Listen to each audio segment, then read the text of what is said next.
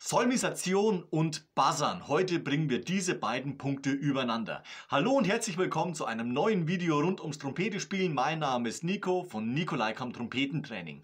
Solmisation, also die Silben Do, Re, Mi, Fa, Sol, La, Ti, Do.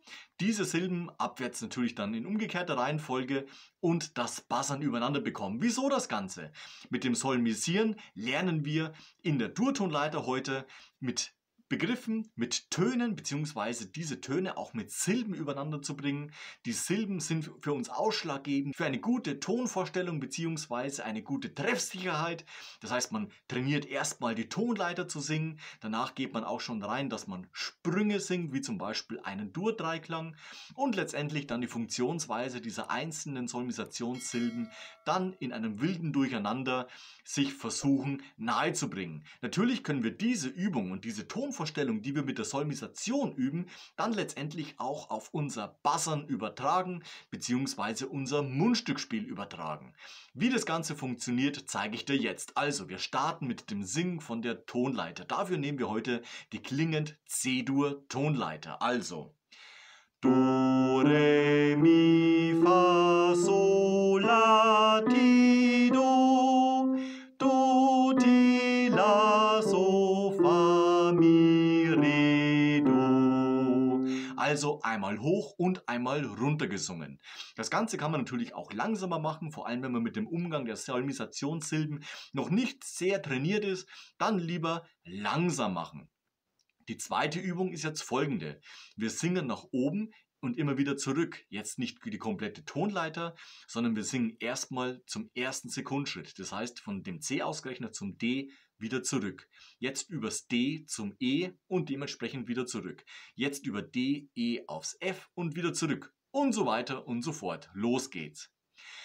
Do, Re, Do, Do, Re, Mi, Re, Do, Do, Re, Mi, Fa, Mi, Re, Do, Do, Re, Mi, Fa, So, Fa, Mi, Re, Do, Do, Re, Mi, Fa, Sol, La, So, Fa, Mi, Re, Do. Und im letzten Schritt kommen wir ja zur großen Septime, das heißt zum Ti nach oben und den lösen wir dann zur Oktave auf. Do, Re, Mi, Fa, Sol, La, Ti, Do. Also den nehmen wir dann nach oben zum C2. Jetzt kommt das Buzzing. Das heißt, wenn ich mir mit den Solmisationssilben ein Ohr entwickle, ein Ohr trainiere, kann ich auch viel besser mit dem Buzzer buzzern. Ich habe ein Ohr dafür entwickelt. Ich kann auch in Gedanken natürlich diese Solmisationssilben mitsprechen bzw. mitdenken und dementsprechend verbessert sich auch meine Treffsicherheit und meine Intonation auf dem Buzzer. Los geht's. Einmal die Tonleiter von unten nach oben und dann dementsprechend wieder zurück. Wir denken die Solmisationssilben in Gedanken mit.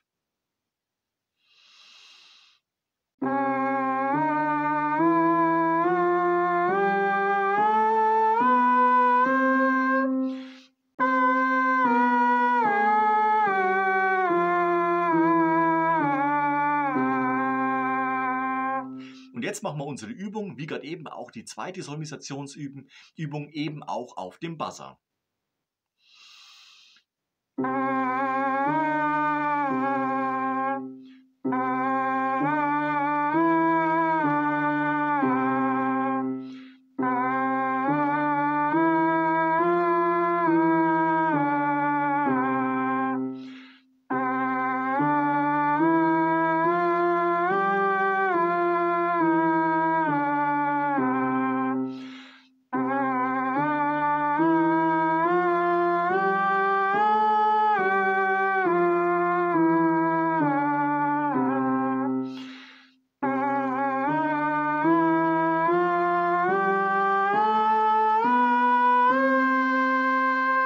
Und natürlich kann man das Ganze auch dann umdrehen und von oben nach unten spielen. Da sind auf jeden Fall der Kreativität und dem Spielen keine Grenzen gesetzt. Jetzt gehen wir in eine andere Übung rein, das heißt, wir spielen einen Dreiklang.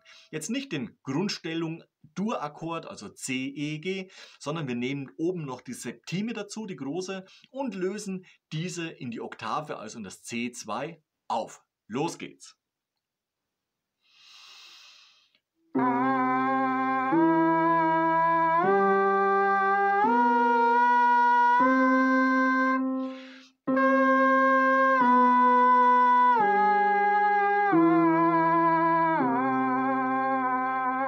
Jawohl, sollte dir das schwerfallen, dann spiel einfach folgendermaßen. Du spielst erst den Ton.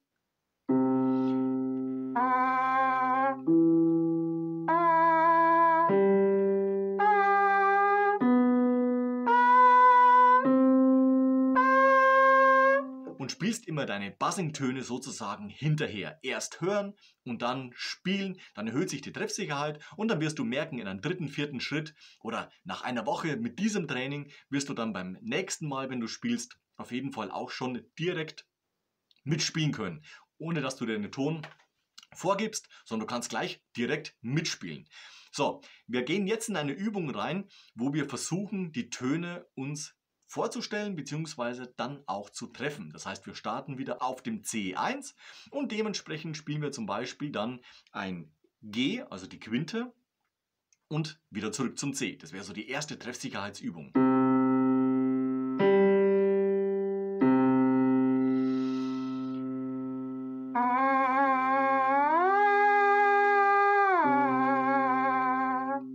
Zur Kontrolle.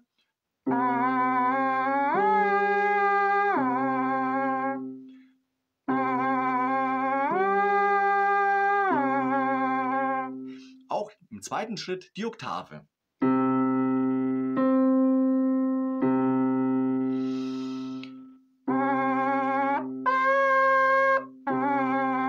Zur Kontrolle.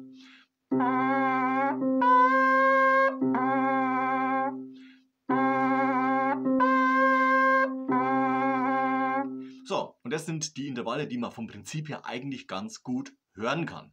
Jetzt machen wir eine Kombination und zwar spielen wir C, G und C2.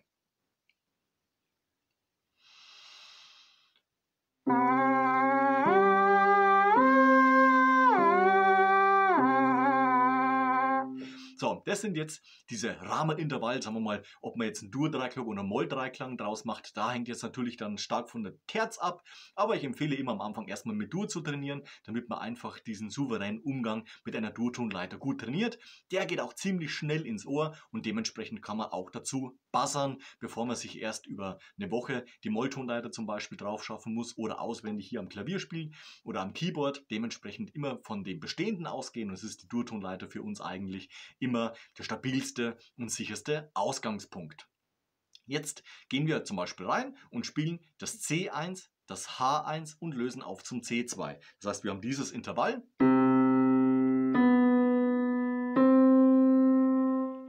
Do, Ti, Do. Mit dem Basser.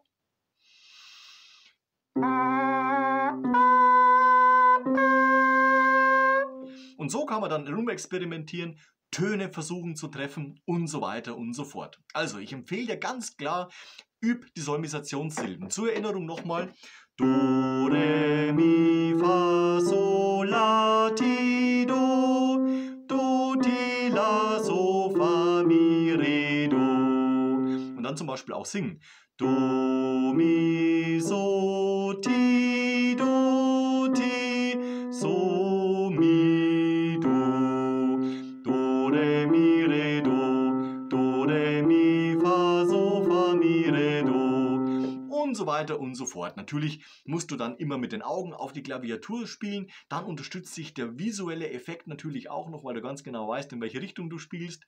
Und natürlich dann immer den Schritt auch machen, sofort auf den Basser zu übertragen, damit du auch dein Trompete-Spielen trainierst. Also Klangvorstellung, Intonation, Gehör. Ansatz bzw. auch Klang mit dem Buzzer, also da sind wir schon im Trompete spielen und dementsprechend dann diese Punkte aufs Instrument übertragen und du wirst merken, wenn du diese Übungen machst, wirst du beim Trompete spielen einen weiteren Schritt nach vorne machen. Dabei wünsche ich dir ganz viel Erfolg.